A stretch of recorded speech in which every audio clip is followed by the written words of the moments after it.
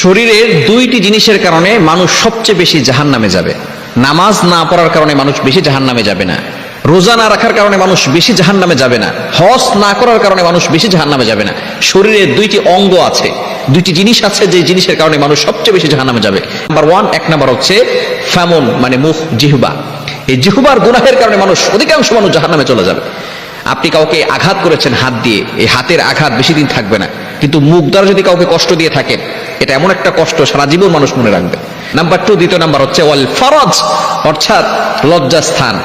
একটা হচ্ছে দুই চোয়ালের মাঝখানের জিহ্বা, আর একটি হচ্ছে দুই উরুর মাঝখানের লজ্জাস্থান। এই লজ্জাস্থান দিয়ে গুনাহের কাজ করা যাবে না।